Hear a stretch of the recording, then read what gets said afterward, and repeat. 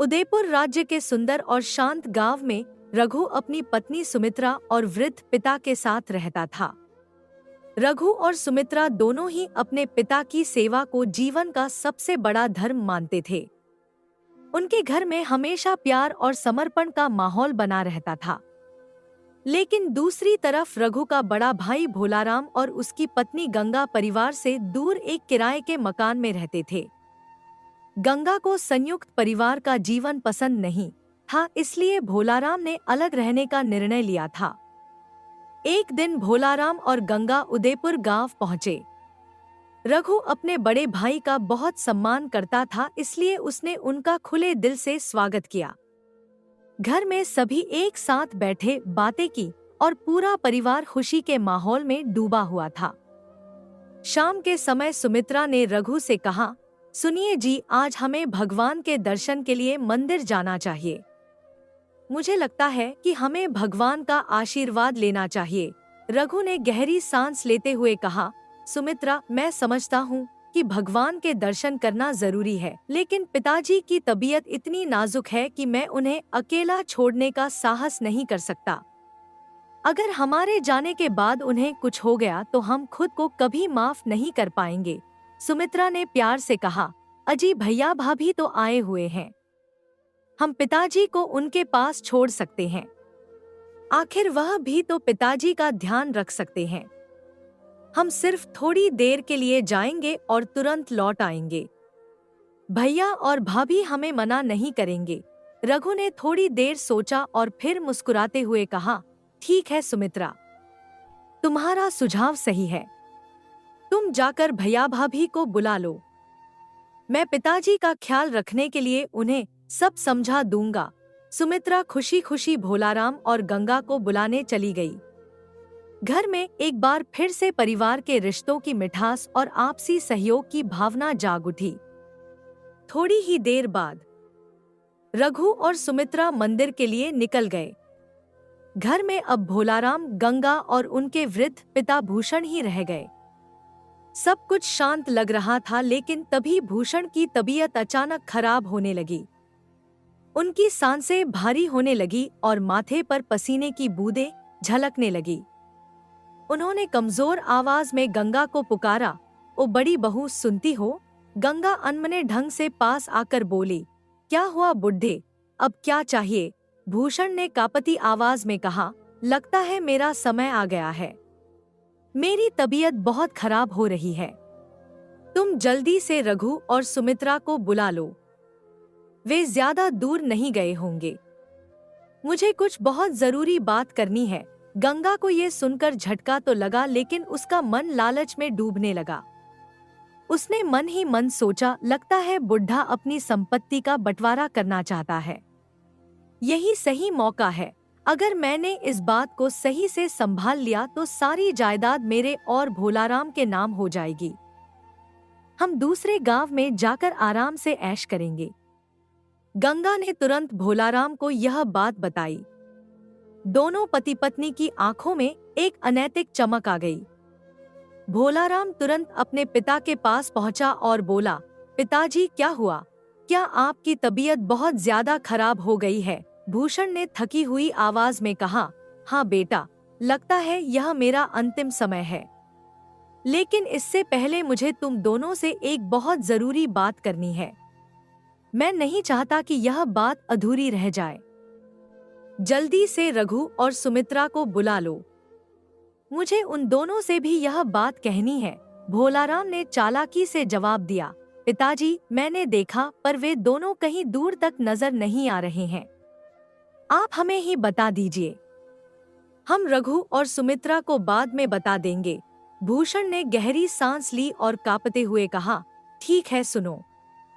मैंने और तुम्हारी माँ ने तुम दोनों भाइयों के भविष्य के लिए बहुत मेहनत से धन इकट्ठा किया था। तुम्हारी माँ हमेशा कहती थी कि तुम्हें मेहनत से कमाना सीखना चाहिए, इसलिए हमने इसे तुमसे छुपाया।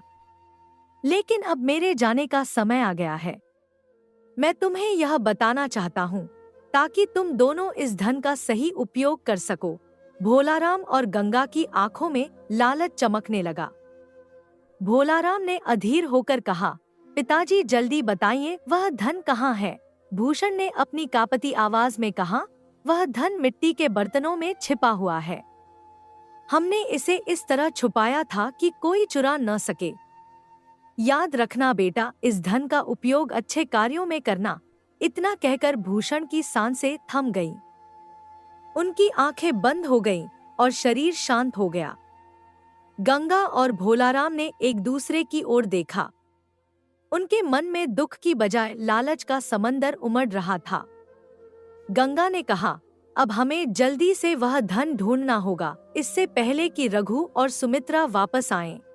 सूरज ढलने को था। घर के आंगन में एक अजीब सा सन्नाटा पसरा हुआ था। गंगा और भोलाराम आपस में धीमे धीमे बात कर रहे थे। गंगा के चेहरे पर गहरी सोच की लकीरें थी और भोलाराम बेचैनी से इधर-उधर टहल रहे थे। गंगा ने भोलाराम से कहा, अरे बुढ़ा, कम से कम इतना तो बता देता कि धन कहाँ छुपा रखा है। खैर कोई बात नहीं, किसी न किसी तरह हम उसे ढूंढ ही लेंगे। लेकिन सुनिए जी, आप मेरे कहे बिना अपने छोटे भाई को इस बारे में कुछ भी मत बताइएगा। भोलाराम ने उलझन भरे स्वर में पूछा, इसका मतलब मैं अपने छोटे भाई से इस धन के बारे में कुछ भी नहीं कहूँगा? गंगा ने झुंझलाते हुए कहा, क्या तुम्हारी ऊपर की खोपड़ी खाली है? मैंने कहा ना, जैसा मैं बोलूंगी वैसा ही करना। भोलाराम ने गहरी सांस ली और कहा, लेकिन पूरे घर में उस धन को कहाँ ढूंढेंगे? और रघु को भनक लग गई तो? गंगा ने मुस्कुराते हुए भेद भरी आवाज में कहा, इस बात की चिंता मत करो, बस मेरी बात ध्यान से सुनो। गंगा ने धन खोजने की एक तरकीब बताई, जिसे सुनकर भोलाराम की आंखें चमक उठीं। उसने कहा, वाह भाग्यवान, मानना पड़ेगा तुम्हारे दिमाग को। उस रात गंगा और भोलाराम धन खोजने की योजना बनाने में व्यस्त थे, लेकिन नियति ने कुछ और ही तय कर रखा था। अगले दिन रघु और सुमित्रा मंदिर से घर लौटे तो पूरा माहौल बदला हुआ था। घर के अंदर विलाप की आवाजें गूंज रही थी। उन्होंने भीतर जाकर देखा तो उनका बड़ा भाई भोलाराम फूट फूट कर रो रहा था। रघु ने उनकी ओर देखा और चिल्लाते हुए कहा, पिताजी, पिताजी, हमें छोड़कर क्यों चले गए? अब हमारा क्या होगा? रघु को अपनी आंखों पर विश्वास नहीं हुआ।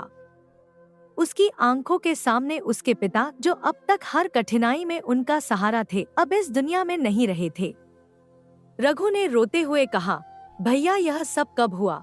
भोलाराम ने भारी मन से उत्तर दिया, तुम्हारे आने से बस 10 मिनट पहले। पिताजी की तबीयत अचानक खराब हो गई थी और उन्होंने हमें हमेशा के लिए छोड़ दिया। रघु ने पिता की मृत देह के पास सिर झुका लिया। उसकी आवाज में गहरा पश्चाताप था। पिताजी, मुझे माफ कर दीजिए, मैं आपके आखिरी पलों में आपके साथ नहीं था। मुझे हमेशा इसका अफसोस रहेगा। दोनों भाइयों ने मिलकर अपने पिता के अंतिम संस्कार की तैयारियां शुरू की। जब पिता की चिता जली तो दोनों भाइयों की आंखों में अश्रुओं का समंदर उमड़ पड़ा।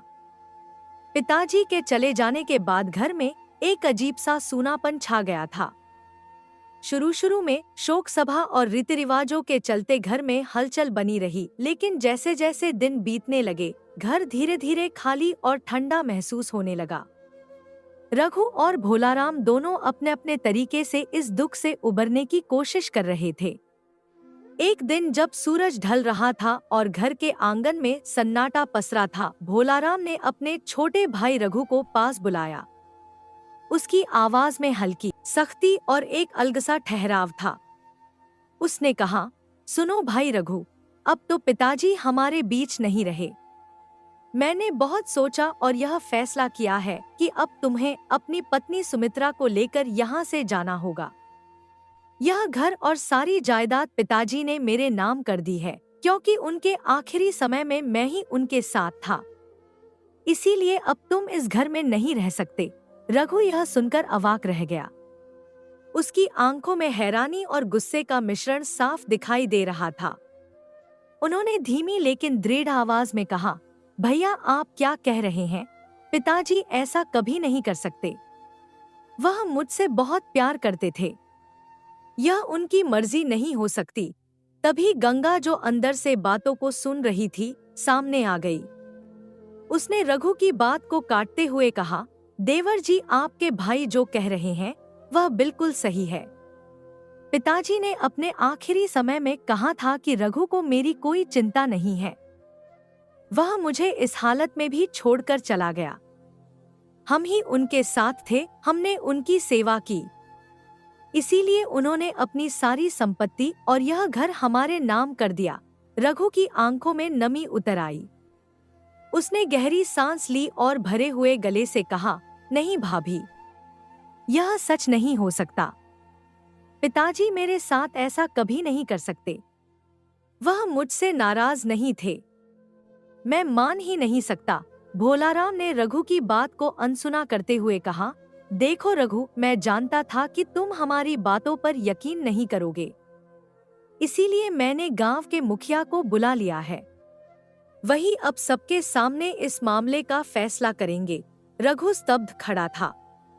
उसके मन में हलचल मची हुई थी। एक ओर अपने पिता का प्यार था जिस पर उसका अटूट विश्वास था, और दूसरी ओर अपने भाई और भाभी के आरोप जो उसे अंदर तक तोड़ रहे थे।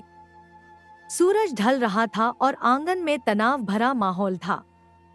घर के आंगन में गांव के कुछ लोग भी इकट्ठा हो गए थे, क्योंकि यह मामला अब पूरे गांव में चर्चा का विषय बन चुका था।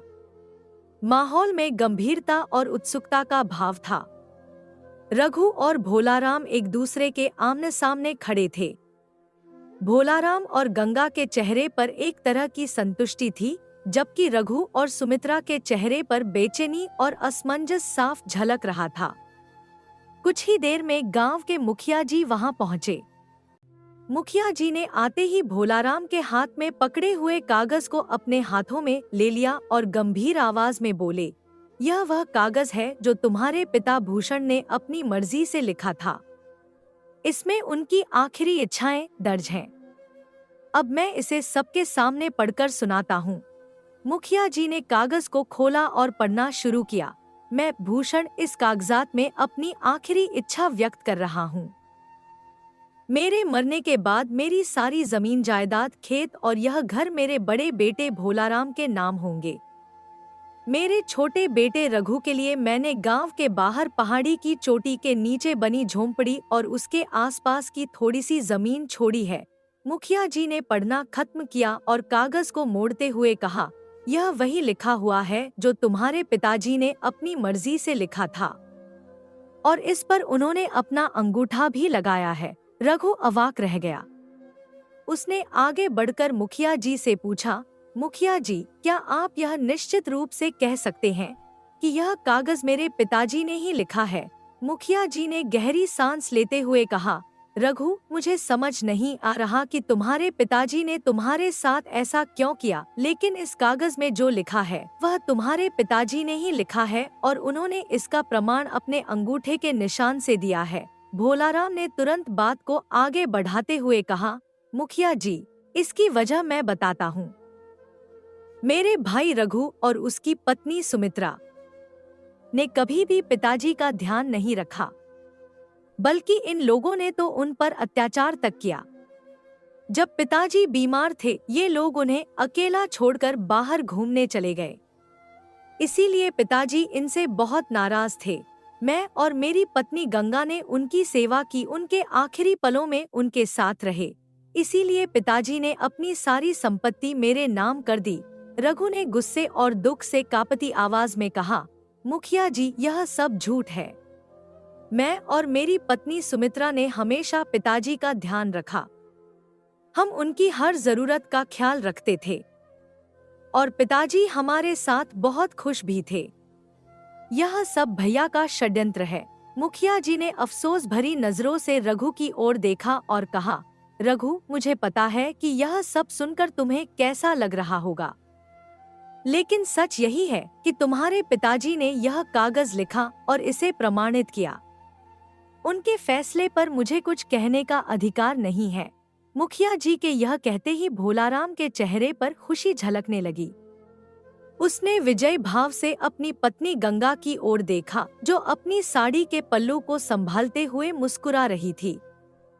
रघु और सुमित्रा के दिल में आंधियां चल रही थी। सुमित्रा ने अपने पति के कंधे पर हाथ रखा, मानो यह जताने की कोशिश कर रही हो कि वह हर हाल में उसके साथ है। घर के आंगन में एक भारी सन्नाटा पसरा हुआ था। रघु की आंखें अब भी नम थी और सुमित्रा की सांसें तेज चल रही थी। भोलाराम ने मुखिया जी की ओर रुख किया और अपनी आवाज को और गंभीर बनाते हुए कहा, मुखिया जी, अब आप साफ साफ रघु से कह दीजिए कि वह अपनी पत्नी सुमित्रा को लेकर इस घर से चला जाए। पिताजी ने अपनी वसीयत में सब कुछ स्पष्ट कर दिया है। अब यहाँ उनके लिए कोई जगह नहीं है। रघु यह सुनकर टूट सा गया। उसने भोलाराम की ओर देखते हुए कहा, भैया, यह आप क्या कह रहे हैं? मैं आपका छोटा भाई हूँ। अगर पिताजी मुझसे नाराज थे तो क्या हुआ? क्या आप भी मुझे अपनाने को तैयार नहीं हैं? क्या मेरे लिए आपके दिल में भी कोई जगह नहीं है? इन बातों को सुनकर मुखिया जी गहरी सांस लेते हुए बोले, रघु, तुम्हारे पिताजी की लिखी वसीयत के अनुसार गांव के बाहर की झोंपड़ी और उसके आसपास की थोड़ी सी जमीन तुम्हारे हिस्से में आई है। तुम्हें अपनी पत्नी को लेकर वहीं जाना होगा। यही तुम्हारे पिता की अंतिम इच्छा थी। रघु ने असहाय होकर कहा, लेकिन मुखिया जी, वह झोंपड़ी तो पूरी तरह से जर्जर हो चुकी है। वहाँ कैसे रहेंगे हम? क्या यह न्याय है? भोलाराम ने बात को वहीं काटते हुए कहा, न्याय? यह सब परिणाम है भाई। पिताजी ने वही किया जो उचित था। जैसा तुमने उनके साथ किया, तुम्हें वैसा ही मिला, और जैसा मैंने और गंगा ने किया, हमें उसका फल मिला। पिताजी के आखिरी दिनों में हमने उनकी सेवा की, उनका ख्याल रखा, और तुम उन्हें उनके हाल पर छोड़कर बाहर घूमने चले गए। सुमित्रा, जो अब तक चुप थी, गुस्से में भरकर बोली, भाभी, यह सब झूठ है। हमने पिताजी का पूरा ध्यान रखा था। पिताजी हमसे नाराज नहीं थे। वह हमसे बहुत प्यार करते थे। आप लोग झूठ बोलकर हमें यहाँ से निकाल रहे हैं। भोलाराम ने मुखिया जी की ओर मुड़कर कहा, मुखिया जी, इन्हें समझाइए कि हमारे साथ बहस करने का कोई मतलब नहीं है। पिताजी की वसीयत स्पष्ट है। यह घर अब हमारा है और इन्हें इसे तुरंत छोड़ना होगा। भोलाराम ने ठहराव भरे स्वर में आगे कहा, मुखिया जी, मैं इन्हें अपने साथ नहीं रखना चाहता। इन्होंने पिताजी के साथ बुरा व्यवहार किया और उन्हें उनके आखिरी समय में अकेला छोड़ दिया। इन्हें अपनी गलती की सजा मिलनी ही चाहिए। मुखिया जी ने ठंडी आवाज में कहा, रघु, पिताजी की वसीयत के मुताबिक यह घर तुम्हारे बड़े भाई के नाम है। अगर वह नहीं चाहते कि तुम यहाँ रहो तो तुम्हें जाना ही होगा। अब यह उनका अधिकार है। रघु ने थके हुए स्वर में सुमित्रा से कहा, सुमित्रा, चलो, अब यह घर हमारा नहीं रहा। भैया ने जो कहा वह मान लो। सुमित्रा की आंखों में आंसू थे। उसने धीरे से कहा, लेकिन जी, मुझे कुछ भी समझ में नहीं आ रहा। अगर पिताजी हमसे नाराज थे तो उन्होंने हमें क्यों नहीं बताया? उन्होंने हमारे साथ ऐसा क्यों किया? रघु ने दर्द भरे स्वर में कहा, पता नहीं सुमित्रा। भैया और भाभी ने यह सब क्यों किया, यह मैं भी नहीं समझ पा रहा। लेकिन अब यहाँ रुकने का कोई मतलब नहीं है। चलो, हमारे लिए यहाँ कुछ नहीं बचा। सुमित्रा और रघु ने अपने सामान को समेटा और आंगन की ओर आखिरी बार देखा। रघु के चेहरे पर हार और दुख की गहरी छाया थी, जबकि सुमित्रा अपने आंसुओं को रोकने की कोशिश कर रही थी। जैसे ही वे घर से बाहर निकले, गंगा और भोलाराम के चेहरे पर संतोष की मुस्कान थी, लेकिन रघु और सुमित्रा के दिल में यह सवाल गूंज रहा था, क्या यह सब वाकई उनके पिताजी की मर्जी थी या इसके पीछे कोई साजिश छिपी हुई थी? वह दोनों धीमे कदमों से गांव के बाहर उस जर्जर झोपड़ी की ओर बढ़ गए, जो अब उनकी नई जिंदगी की शुरुआत बनने वाली थी। रात का सन्नाटा गहरा चुका था। चांदनी आंगन में ठंडी चादर की तरह बिछी थी और भोलाराम अपने कमरे में बैठा मुस्कुराते हुए अपनी पत्नी गंगा से बात कर रहा था। उसके चेहरे पर एक विजयी चमक थी। उसने गंगा की ओर देखते हुए कहा, वाह भाग्यवान, तुम्हारे दिमाग की दाद देनी पड़ेगी। पिताजी की छुपाई हुई सारी जायदाद भी हमारी हो गई और यह घर भी। सब कुछ जैसा हमने सोचा था वैसा ही हुआ। गंगा ने गर्व भरी मुस्कान के साथ कहा, अजी मैंने तो पहले ही कहा था कि थोड़ा साहस और चतुराई दिखाएंगे तो यह काम आसानी से हो जाएगा। अच्छा हुआ कि हमने पिताजी के असली कागजात बदल दिए और उन पर उनका अंगूठा लगवा लिया। अब कोई हमें रोक नहीं सकता। पूरी संपत्ति हमारी है और यह घर भी। अब हम दोनों आराम से यहाँ राज करेंगे। भोलाराम हंसते हुए बोला, सच कहूँ गंगा, अगर तुम न होती तो यह सब कभी नहीं हो पाता। अब यह घर और जमीन सिर्फ हमारा है। रघु और सुमित्रा को हमेशा के लिए निकालने में हमने कामयाबी पा ली। अब वे दोनों अपनी बदकिस्मती के साथ उस झोंपड़ी में सड़ेंगे। दूसरी ओर रघु और सुमित्रा अपनी नई जिंदगी की शुरुआत के लिए गांव के बाहर झोंपड़ी में बैठकर अपने पुराने दिनों को याद कर रहे थे। तभी मुखिया जी वहां पहुंचे। उनके चेहरे पर एक अजीब सा दुख और उलझन थी। उन्होंने रघु को पुकारा, रघु क्या मैं अंदर आ सकता हूँ? रघु ने धीमी आवाज में कहा, आइए मुखिया जी। मुखिया जी ने भीतर आते ही रघु की ओर देखा और गहरी सांस लेते हुए बोले, पता नहीं तुम्हारे पिताजी को आखिर हुआ क्या था। उन्होंने अपनी वसीयत में तुम्हारे साथ ऐसा क्यों किया, यह बात मेरी समझ से बाहर है।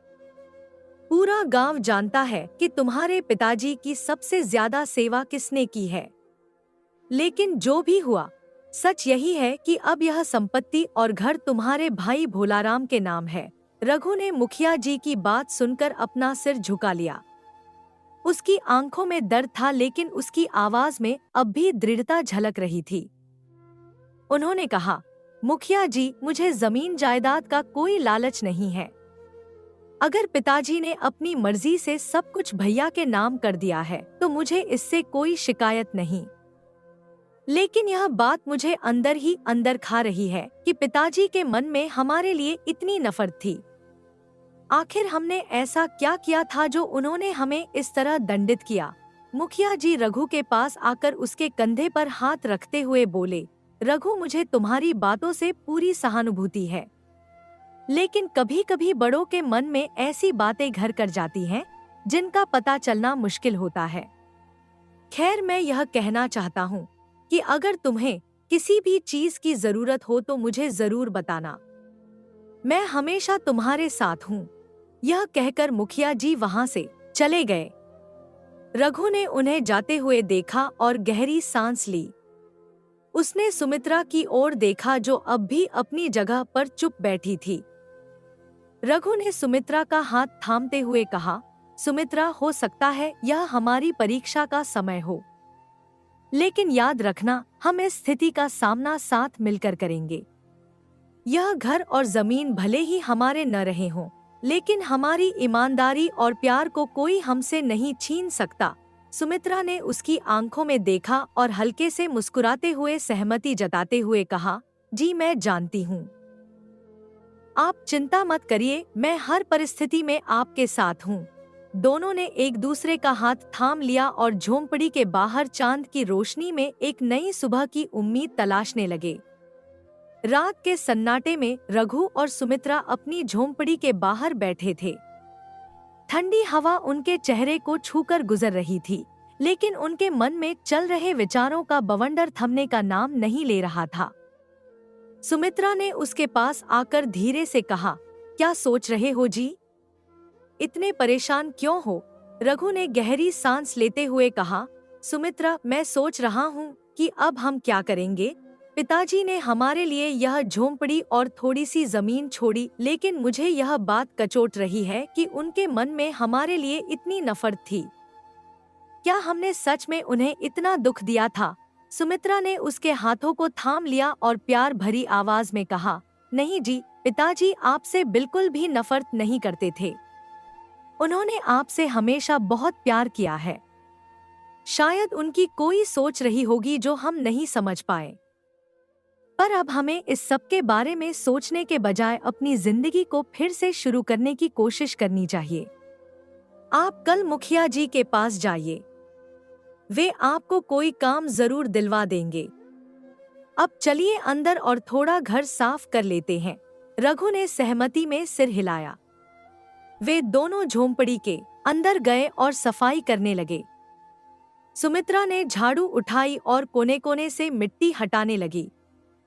झोंपड़ी की दीवारों पर मकड़जाल और जमीन पर धूल की मोटी परत जमी हुई थी। सफाई करते करते सुमित्रा को जमीन में कुछ कठोर चीज महसूस हुई। उसने ध्यान से देखा तो मिट्टी में कुछ घड़े दबे हुए थे। सुमित्रा ने जोर से आवाज लगाई, सुनिए, जरा जल्दी अंदर आइए।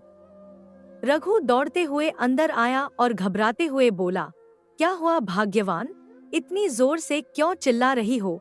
सुमित्रा ने उंगली से जमीन की ओर इशारा करते हुए कहा, देखिए, सफाई करते समय मुझे ये 4-5 मिट्टी के घड़े मिले हैं। इनमें क्या हो सकता है? रघु ने आश्चर्य से उन घड़ों को देखा। उसने धीरे धीरे एक एक करके घड़ों का ढक्कन खोला। जैसे ही पहला घड़ा खुला, उसकी आंखें हैरत से चौड़ी हो गईं। घड़े में सोने के सिक्के भरे हुए थे। उसने दूसरा घड़ा खोला, वह भी सोने के सिक्कों से भरा हुआ था। सारे घड़े धन संपत्ति से ठसाठस भरे हुए थे। सुमित्रा हैरान होकर बोली, यह तो चमत्कार है। पिताजी ने ऐसा क्यों किया होगा? उन्होंने ये सब धन यहाँ क्यों छुपाया?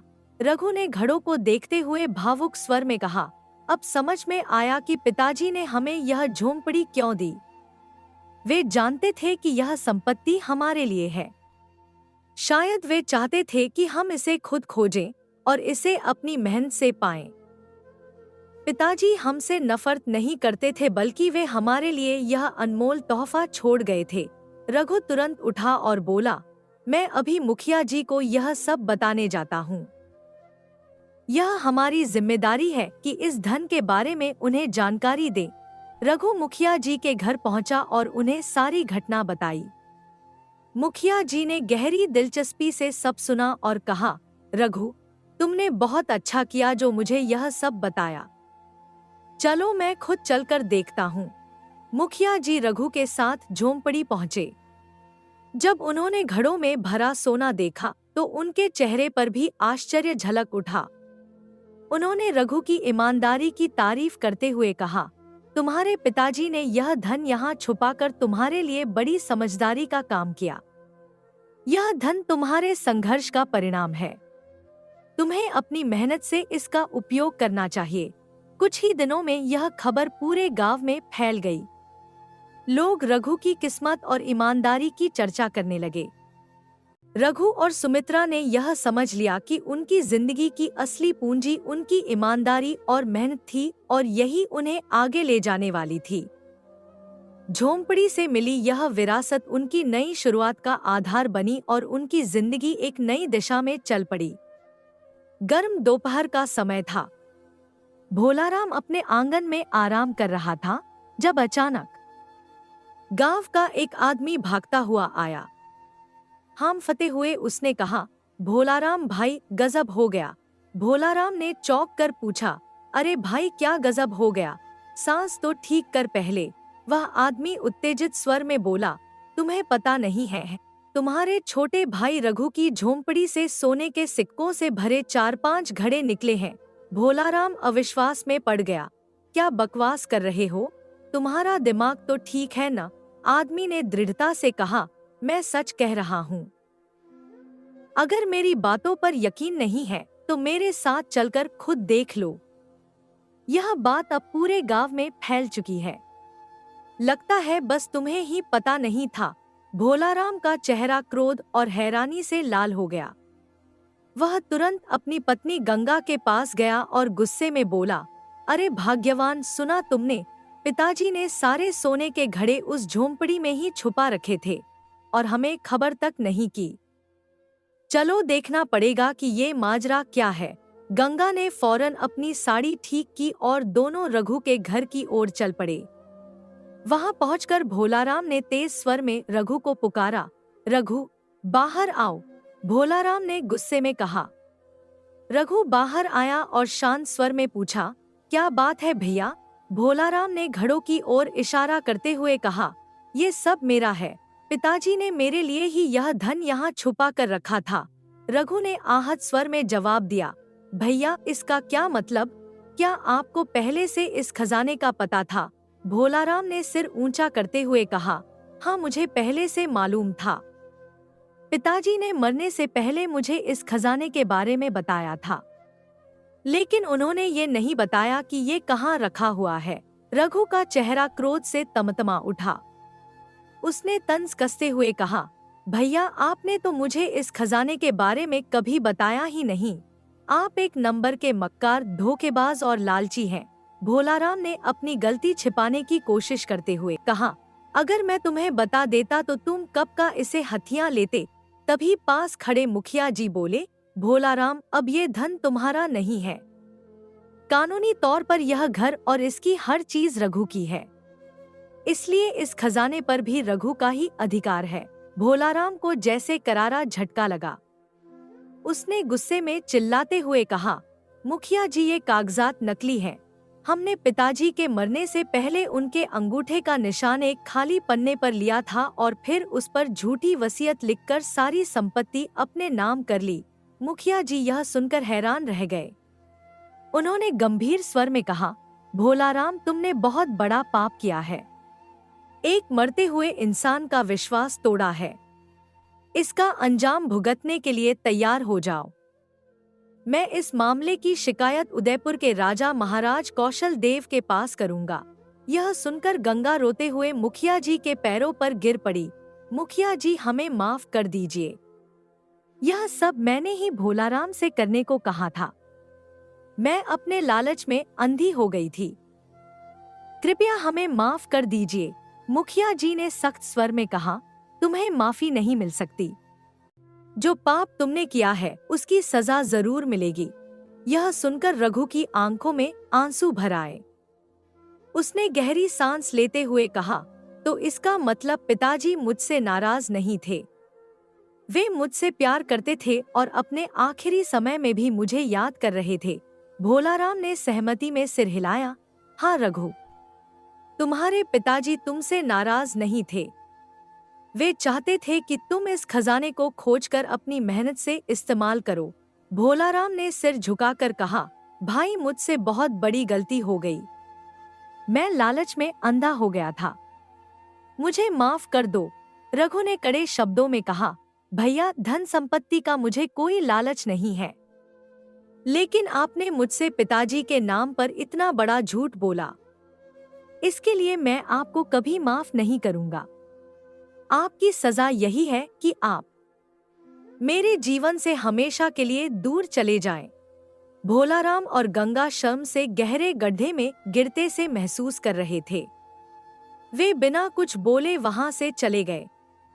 रघु ने सुमित्रा का हाथ थाम लिया और मुस्कुराते हुए कहा, अब हमारे पास जो भी है वह हमारी मेहनत से होगा। पिताजी ने जो दिया है वह उनकी आखिरी इच्छा का सम्मान है, और इस तरह सच और ईमानदारी ने लालच और धोखे पर जीत हासिल की। दोस्तों, एक और नई कहानी की ओर बढ़ने से पहले कृपया इस चैनल को सब्सक्राइब करके मेरा हौसला बढ़ाइए। तो शुरू करते हैं दिल को छू लेने वाली एक और कहानी। यह कहानी एक मेहनती किसान की है जो दो धोखेबाज सोनारों से ठगा जाता है। दुखीराम एक ईमानदार और मेहनती किसान था, लेकिन गरीबी ने उसकी जिंदगी को कठिन बना रखा था। एक दिन तपती दोपहर में वह अपने खेत में हल जोत रहा था। उसकी पत्नी भावना दूर से देख रही थी।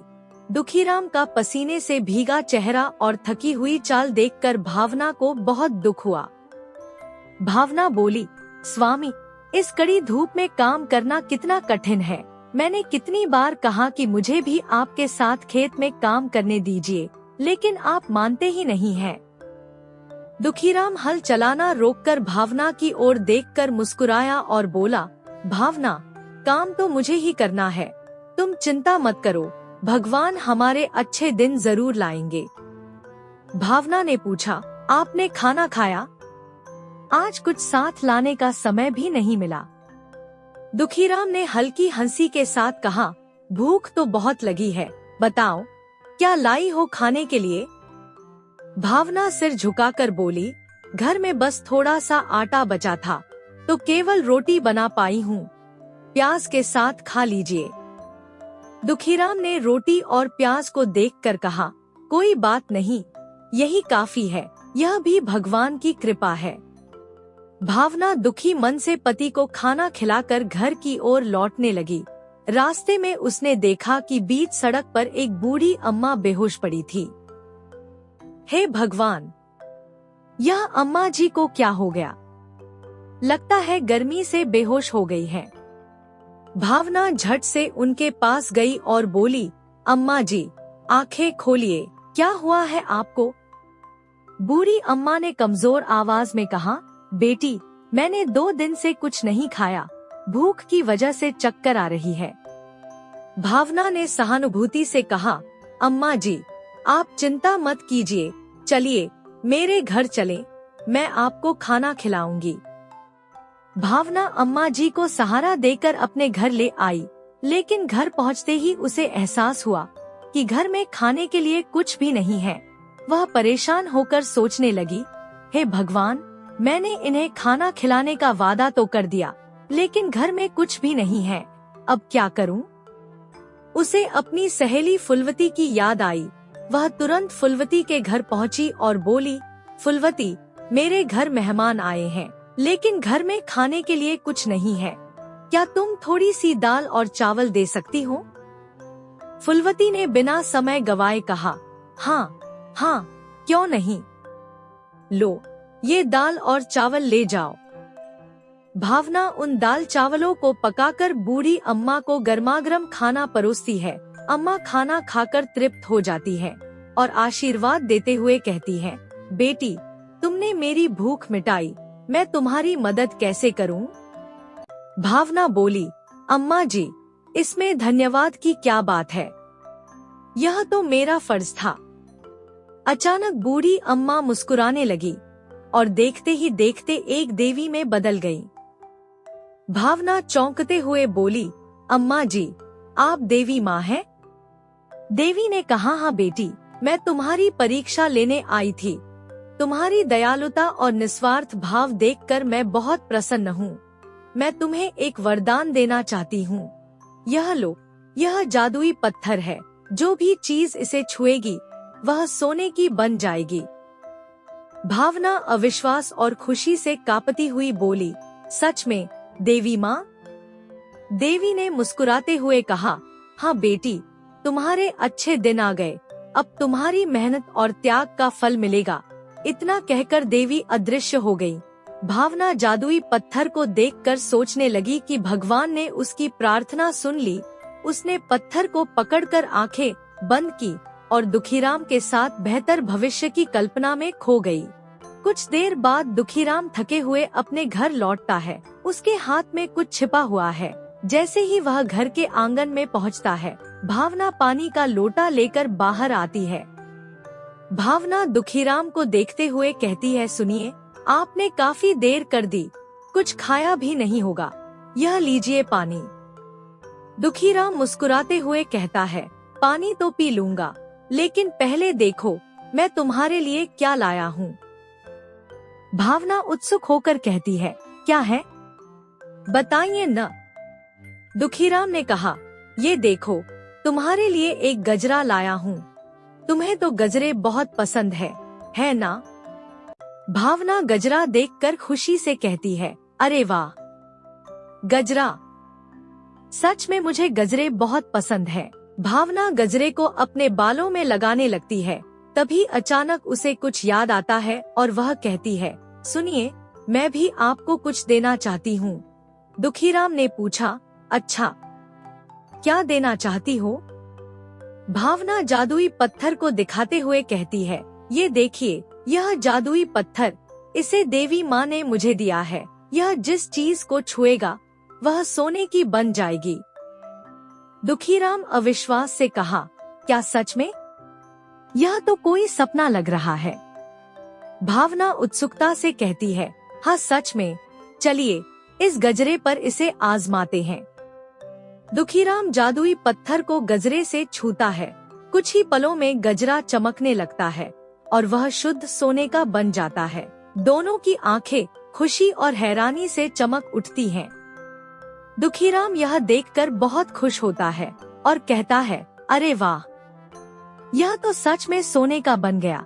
अब हम इसे बेचकर खाने का सामान खरीद सकते हैं। दुखीराम की बातें सुनकर भावना कहती है, जी हाँ, सही कहा, घर में खाने को कुछ नहीं बचा, इसे बाजार ले जाइए और बेचकर राशन ले आइए। दुखीराम बाजार की ओर निकल पड़ता है। बाजार में सोनारों की सिर्फ 2 दुकानें हैं, एक हीरालाल की और दूसरी पन्नालाल की। वह पहले हीरालाल की दुकान पर जाता है। दुखीराम हीरालाल की दुकान पर पहुंचता है। दुखीराम को देखकर हीरालाल कहता है, कहो भाई, आज हमारी दुकान पर कैसे आना हुआ? दुखीराम ने कहा, भाई साहब, मैं यह गजरा बेचने आया हूँ, यह सोने का है। हीरालाल गजरे को ध्यान से देखता है। उसे तुरंत समझ आ जाता है कि यह शुद्ध सोने का है, लेकिन उसके मन में लालच आ जाता है।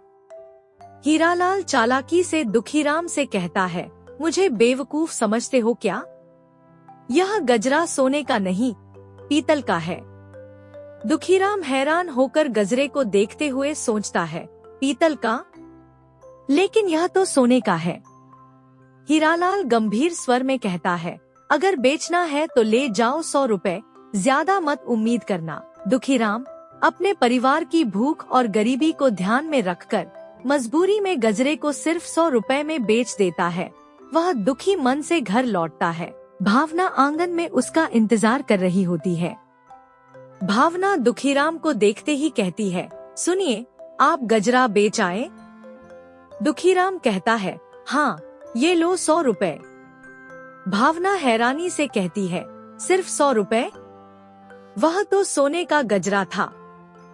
दुखीराम आह भरते हुए कहता है, हीरालाल ने कहा कि यह गजरा पीतल का है, लगता है उसने मुझे बेवकूफ बनाया। भावना गुस्से में कहती है, नहीं, देवी माँ कभी झूठ नहीं बोल सकती। हीरालाल ने आपको धोखा दिया है, लेकिन कोई बात नहीं, हम इस पत्थर से कुछ और सोने का बना सकते हैं। इस बार हम सही व्यक्ति के पास जाएंगे। फुलवती ने जैसे ही जादुई पत्थर को मटके से छुआ, मटका पल भर में सोने का बन गया। उसकी चमक से पूरा घर जगमगा उठा। दुखीराम की आंखों में उम्मीद की किरणें झलकने लगी। उसने कहा, भावना, इस बार मैं इसे बेचने हीरालाल की दुकान पर नहीं जाऊंगा, पन्नालाल के पास लेकर जाऊंगा, शायद वह सही कीमत दे। दुखीराम सोने का मटका लेकर बाजार की ओर चल पड़ा। रास्ते में वह सोचता रहा, अब तो हमारे बुरे दिन खत्म हो जाएंगे।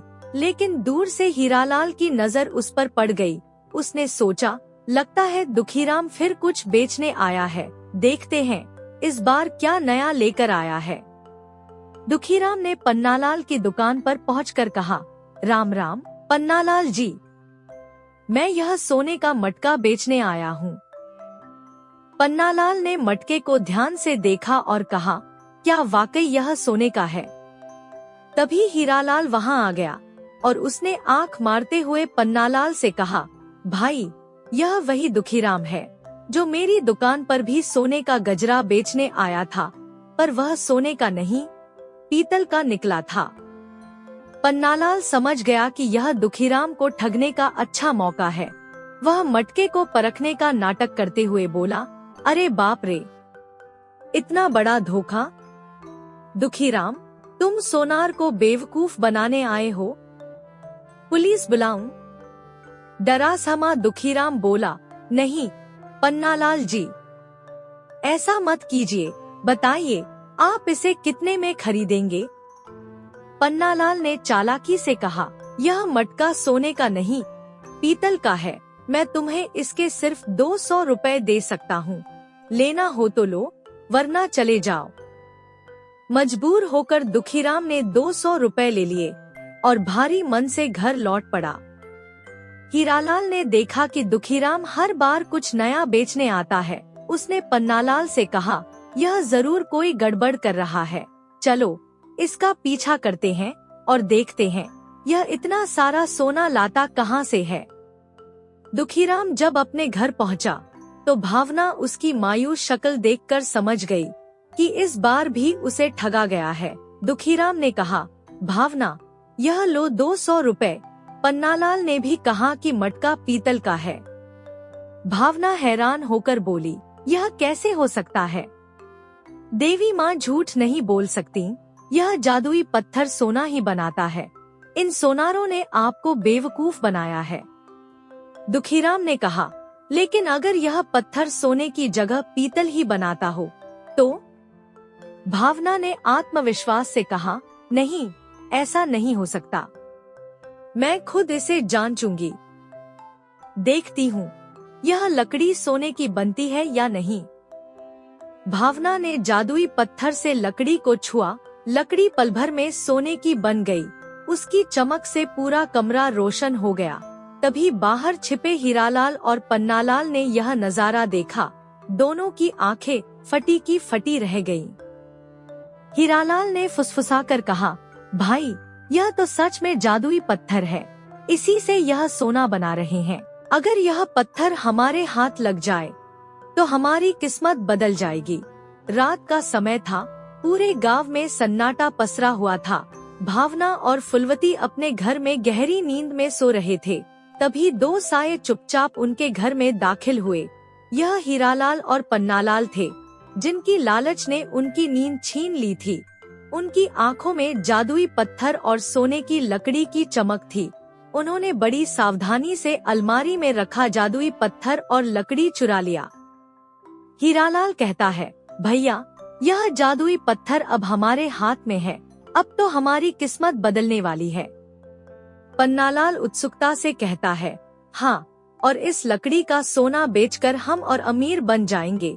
दोनों अपनी योजना को सफल मानते हुए खुशी खुशी वहाँ से भाग निकले। अगली सुबह भावना और फुलवती जब अलमारी खोलते हैं तो अंदर का दृश्य देखकर उनका दिल बैठ जाता है।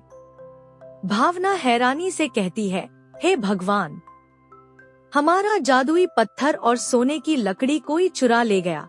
अब क्या होगा? यह सुनकर फुलवती कहती है, जिसने भी यह चोरी की है, देवी माँ उसे कभी माफ नहीं करेंगी। दूसरी ओर हीरालाल और पन्नालाल ने वह जादुई पत्थर अपनी तिजोरी में रख दिया था। पन्नालाल खुश होकर हीरालाल से कहता है, इस तिजोरी में और ज्यादा सोना भर जाएगा, चलो दुकान बंद करके आराम करते हैं। लेकिन अगले दिन जब दोनों तिजोरी खोलते हैं तो उनके होश उड़ जाते हैं। हीरालाल कहता है, अरे, यह क्या हो गया?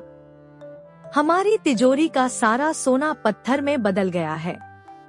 पन्नालाल हैरानी से कहता है, यह कैसे हो सकता है? हमने तो सोचा था यह जादुई पत्थर हमारी किस्मत बदलेगा। हीरालाल कहता है, भैया, यह सब हमारी लालच का नतीजा है। देवी माँ का दिया हुआ तोहफा हमने गलत तरीके से चुराया। अब हमें दुखीराम और भावना से माफी मांगनी चाहिए। दोनों शर्मिंदा होकर दुखीराम और भावना के घर पहुँचे। हीरालाल दुखीराम के सामने हाथ जोड़ते हुए कहता है, भाई, हमें माफ कर दो। हमने तुम्हारा जादुई पत्थर और लकड़ी चुराई थी, लेकिन हमारी तिजोरी में रखा सारा सोना पत्थर बन गया। यह सब हमारी गलती थी। पन्नालाल भी माफी मांगते हुए कहता है, हमें समझ में आ गया कि लालच का नतीजा हमेशा बुरा होता है। तुम्हारा गजरा और मटका भी सोने का था। हमें माफ कर दो।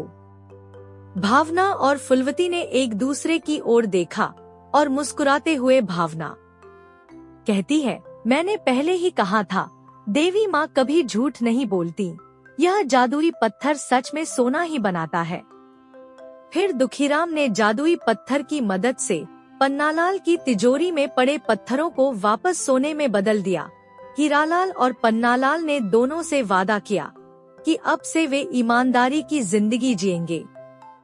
इसके बाद दुखीराम और भावना ने जादुई पत्थर का इस्तेमाल केवल जरूरतमंदों की मदद के लिए किया। उनका घर खुशियों से भर गया और दोनों ने प्यार और संतोष के साथ अपनी जिंदगी गुजारी। दोस्तों, एक और नई कहानी की ओर बढ़ने से पहले कृपया इस वीडियो को लाइक और इस चैनल को सब्सक्राइब कर लीजिए। तो शुरू करते हैं एक और नई कहानी। पालनपुर नामक गांव में मोहन और सोहन दो भाई साथ रहते थे। दोनों में गहरा स्नेह था, परंतु उनके जीवन में कठिनाइयों का भी बसेरा था। मोहन, जो कुछ समय से टांगों से चलने में असमर्थ था, अक्सर आंगन में बैठा रहता। गर्मियों की तपती दोपहर थी। मोहन घर के आंगन में खाट पर लेटा था, जबकि सोहन बाजार से आमों की एक टोकरी लेकर लौटा। सोहन ने हंसते हुए कहा, भैया देखो, आम लेकर आया हूँ। इस मौसम में मीठे मीठे आम खाने का मजा ही अलग है। मोहन मुस्कुराते हुए बोला, अरे हाँ, मैं भी यही सोच रहा था कि काश कोई मुझे आम लाकर देता, तो इस तपती गर्मी में दिल को ठंडक मिलती। सोहन ने आमों को देखते हुए चुटकी ली। तू तो हर वक्त दिमाग का भूसा भरने में लगा रहता है, तुझे मेरे दिमाग की जरूरत है। मोहन हंसते हुए बोला, तेरा दिमाग? अरे, मुझे तेरी हाइट चाहिए। सोहन ने हंसते हुए 2 आम मोहन को दिए और बोला, ले, खा और खुश हो जा, लेकिन याद रखना, तुझे सोहन भाई नहीं कहूँगा। मोहन ने आम पकड़ लिए और गेट के पास बैठकर जोर जोर से खाने लगा। सोहन ने उसकी शरारतों को नजरअंदाज करते हुए कहा, कल गुरुजी आ रहे हैं, सारी तैयारियां कर लेनी है। अगले दिन जब गुरुजी घर पहुँचे, सोहन आंगन में झाड़ू लगा रहा था। गुरुजी ने आंगन में कदम रखते ही पूछा, कैसे हो बेटा? सोहन ने तुरंत हाथ जोड़कर कहा, गुरुजी, मैं तो ठीक हूँ, आपकी यात्रा कैसी रही? गुरुजी ने मुस्कुराते हुए कहा, अच्छी रही, पर तुझे देखकर लग रहा है तू मोटा हो गया है। सोहन झेंपते हुए बोला, क्या करूं गुरुजी, चलने फिरने का वक्त ही नहीं मिलता। गुरुजी ने समझाते हुए कहा, बेटा, मोटापा हर बीमारी की जड़ है, ना खुद के लिए अच्छा, ना दूसरों के लिए। भगवान का बुलावा आएगा तो खुद की टांगों पर जा नहीं पाएगा, दूसरों की टांगे मत तुड़वाना। उधर पड़ोस में लीला अपने आंगन में सब्जियां काट रही थी। उसने दूर से गुरुजी को देखा और पड़ोसन से बोली, तुझे पता है, मोहन भैया के घर उनके गुरुजी आए हैं, बड़े ज्ञानी लगते हैं, कल मैं भी उनसे मिलने जाऊंगी। पड़ोसन ने हंसते हुए कहा, ठीक है, मुझे भी आवाज दे देना, हम साथ चलेंगे। रात का सन्नाटा था। मोहन और गुरुजी आंगन में चटाई पर बैठकर भोजन कर रहे थे। मोहन ने गर्म गर्म रोटियां और सब्जी परोसी। गुरुजी ने एक कौर चखते हुए कहा, वाह मोहन, तुम्हारा खाना तो बहुत स्वादिष्ट है, लगता है अब तुमने पकाने में महारत हासिल कर ली है। मोहन सिर झुकाकर बोला, धन्यवाद गुरुजी, यह सब आपका आशीर्वाद है, आप आज यहीं विश्राम करें। सारा घर नींद में डूबा हुआ था। अगली सुबह हल्की ठंडी हवा और पक्षियों की चहचहाहट के साथ एक नई शुरुआत हुई। तभी दरवाजे पर दस्तक हुई।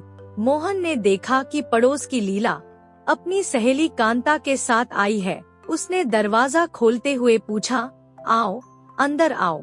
कांता ने गुरुजी को प्रणाम करते हुए कहा, गुरुजी, मैं आपके पास अपनी एक समस्या लेकर आई हूँ। मैंने सुना है कि आप लोगों की परेशानियाँ दूर करते हैं। मेरे पति रोज शराब पीकर आते हैं और मुझसे सीधे मुंह बात भी नहीं करते। इस रोज रोज के तमाशे से मैं बहुत परेशान हूँ, कृपया मेरी मदद करें। गुरुजी ने शांत स्वर में कहा, बेटी, चिंता मत करो, मैं तुम्हें एक उपाय बताता हूँ। इसे मन से अपनाना और धैर्य रखना, परिणाम तुम खुद देखोगी। कांता ने आंखों में उम्मीद लिए गुरुजी को प्रणाम किया और घर लौट गई। गुरुजी ने कांता को 2 पुड़ियां दी, बड़ा वाला दोपहर में और छोटा वाला रात को सोने से पहले अपने पति को दे देना, बाकी भगवान पर छोड़ दो। कांता ने वैसा ही किया।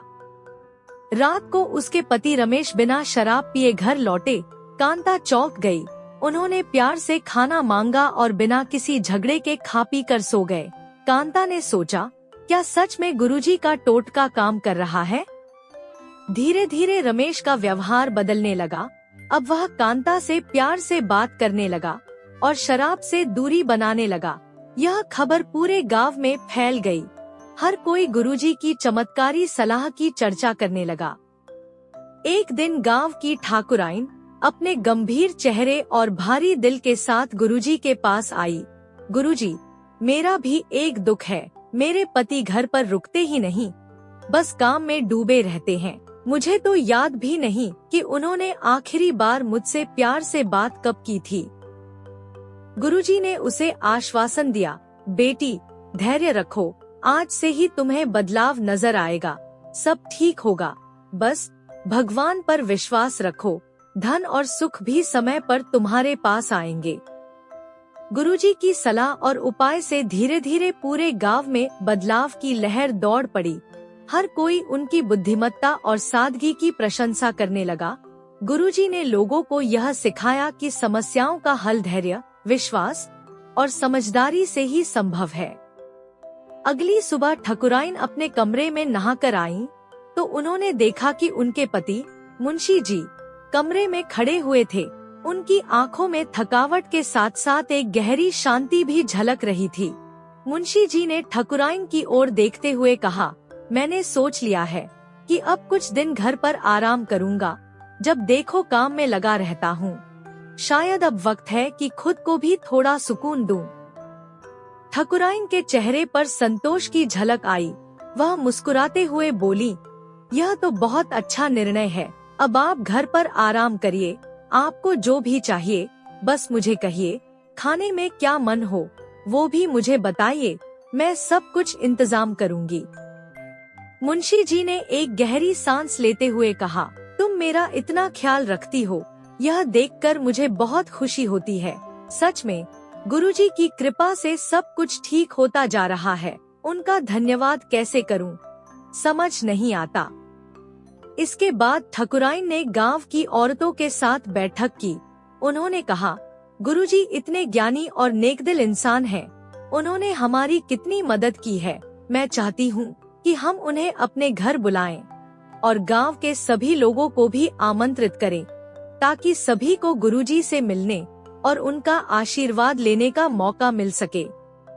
गांव की औरतों ने इस विचार की सराहना की। ठकुराइन ने उसी दिन गुरुजी को आमंत्रित करने का फैसला किया। कुछ गांव वालों को साथ लेकर वह मोहन के घर पहुंची। प्रणाम गुरुजी, ठकुराइन ने झुककर कहा, हमने अपने घर पर एक आयोजन रखा है जिसमें हम आपको आमंत्रित करना चाहते हैं। कृपा करके आप अवश्य पधारें।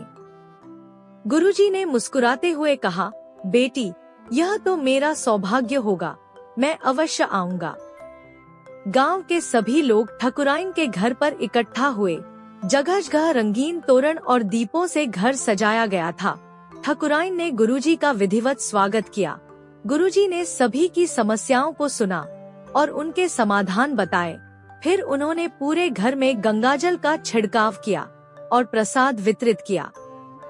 सभी ने प्रसाद ग्रहण किया और संतोष की भावना के साथ अपने अपने घर लौट गए। गबरू, जो वहां उपस्थित था, अचानक एक अजीब आवाज सुनकर चौकन्ना हो गया। उसने देखा कि गांव के कुछ लोग बेसुध होकर अपने घर का कीमती सामान लेकर किसी दिशा में जा रहे थे। गबरू ने उनकी इस हरकत पर संदेह किया।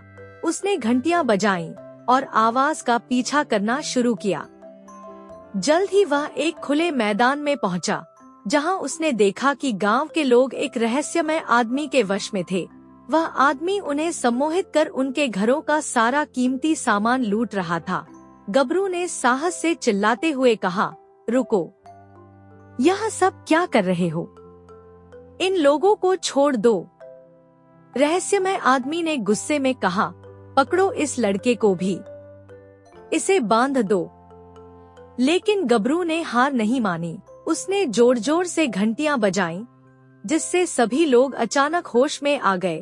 लोग अपनी कीमती चीजें बचाने के लिए उस रहस्यमय आदमी के खिलाफ खड़े हो गए। गांव के उस सुनसान मैदान में जहां सारा गांव एकत्रित था, हर किसी के चेहरे पर अनिश्चितता और चिंता के भाव थे। गबरू ने अपनी सूझबूझ और बहादुरी से सबकी आंखें खोल दी थीं। ठाकुर साहब ने गुस्से में चिल्लाते हुए पूछा, यह सब क्या हो रहा है? हम सब यहाँ कैसे और क्यों खड़े हैं? गबरू ने बिना घबराए जवाब दिया, ठाकुर साहब, ये लोग चोर हैं। इन्होंने हम सबको अपने वश में कर लिया था। और हमारा सारा धन चुराने की योजना बनाई थी। ये धन बैलगाड़ी में रखा हुआ है। गांव वालों का गुस्सा बढ़ गया। उन्होंने मोहन और गुरुजी की ओर देखा, जो चुपचाप खड़े थे। ठाकुर साहब ने गुस्से से पूछा, यह सब क्यों किया तुम दोनों ने? लोग तो तुम्हारी इज्जत करते थे। मोहन ने भारी आवाज में कहा, ठाकुर साहब, हमने ये सब इसलिए किया क्योंकि हमें पैसों की जरूरत थी। गुरुजी ने अपनी दवाइयों और मेरी योजना के जरिए सभी को वश में किया। गुरुजी ने शांत स्वर में समझाया, ठाकुर साहब, मैं कोई साधु नहीं हूँ, मैं एक वैद्य हूँ। दवाइयों के जरिए लोगों की समस्याएं हल करता हूँ। मैंने इस प्रसाद में एक औषधि मिलाई थी, जिससे आप सभी हमारी बात मानने लगे। ठाकुर साहब के आदमी ने क्रोध में आकर मोहन पर लाठी उठाई, लेकिन गबरू ने बीच में आकर उसे रोका और कहा, ठाकुर साहब, हमें सच्चाई समझनी चाहिए। गुरुजी का इरादा गलत नहीं था। गुरुजी ने आगे कहा, हम एक अनाथ आश्रम चलाते हैं, जहां कई अनाथ बच्चे रहते हैं। उन्हें अच्छी जिंदगी देने के लिए हमें यह सब करना पड़ा। हमारे पास दान दक्षिणा की कमी हो गई थी, इसलिए मजबूरी में यह कदम उठाया। हमारा उद्देश्य गलत नहीं था, बस तरीका गलत था। गबरू ने कहा, लेकिन ये सबके लिए सही नहीं था।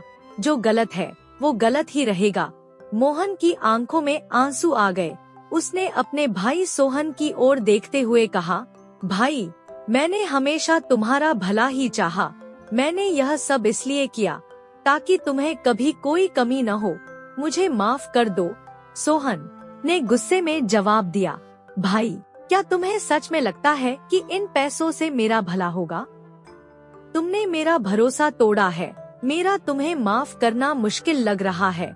ठाकुर साहब ने हस्तक्षेप करते हुए कहा, सोहन, तुम्हारा भाई तुम्हारे लिए ही यह सब करता रहा है। वह तुम्हारा सगा भाई भी नहीं है, फिर भी उसने तुम्हारे लिए इतना बड़ा त्याग किया। उसे माफ कर दो। सोहन की आंखों में पश्चाताप के आंसू थे। उसने मोहन को गले लगाते हुए कहा, भाई, मैं तुम्हें माफ करता हूँ। आगे से हम मिलकर सही रास्ते पर चलेंगे। ठाकुर साहब ने गबरू से पूछा, गबरू, तुम कैसे होश में आए और ये सब कैसे पता चला?